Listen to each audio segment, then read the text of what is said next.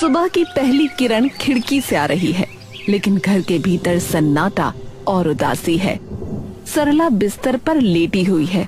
उसका शरीर बुखार से तप रहा है और वो कमजोरी के कारण कराह रही है। रूपा पास बैठकर उसके सर पर हाथ रख रही है। उफ, बहुत देर हो गई, मुझे अब निकलना चाहिए। रूपा। माँ, तुम कहाँ जा रही हो? देखो तो तुम्हें कितना तेज बुखार है। आज तुम कहीं नहीं जाओगी। नहीं रे बेटी, अगर आज नहीं गई तो मालकिन बहुत गुस्सा करेंगे। काम नहीं करूंगी तो घर में चूल्हा कैसे जलेगा। ये तो चिंता मत कर, मैं ठीक हूँ।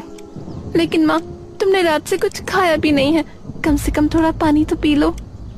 नहीं माँ, वक्त नहीं है रे, देर हुई तो साहब चिल्लाएंगे। मैं जाकर जल्दी काम खत्म करके आती हूँ, तो अपना ख्याल रखना। सरला लड़खड़ाते कदमों से घर से बाहर निकल जाती है। रूपा दरवाजे पर खड़ी उसे बेबसी से देखती रहती है।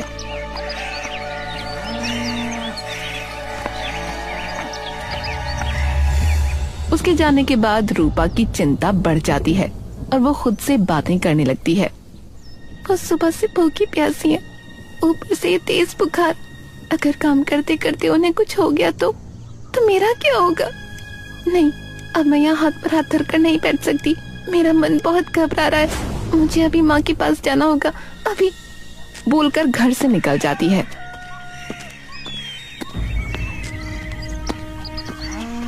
रास्ते में जाते जाते बोलती है। माँ को कितनी बार रोका पर वो नहीं मानी। बीमार शरीर लेकर काम पर चली गई। हे भगवान, बचपन में सिर से पिता का साया छिन गया। अब अगर माँ को भी कुछ हो गया तो मैं किसके सहारे जीऊंगी?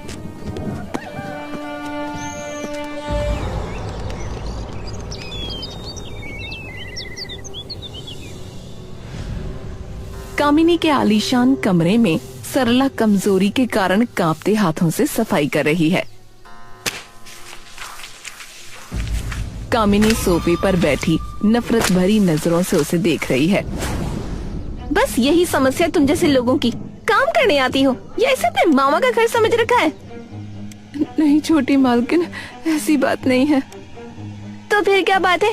एक बात कान खोलकर सुन लो कि काम की जगह है। तनख्वाह के वक्त तो सबसे पहले आपने हाथ फैला देती हो और काम के वक्त सिर्फ काम चोरी। मालकिन, सुबह से तबीयत बहुत खराब थी। आज नींद खुलने में भी देर हो गई, इसलिए आने में। बहाने मत बनाओ। सिर्फ मेरा कमरा सजाने में तुमने 2 घंटे लगा दिए। अगर सारा दिन यही लगा दोगी तो घर के बाकी काम क्या तुम्हारा बाप करेगा? मुझे माफ कर दीजिए मालकिन।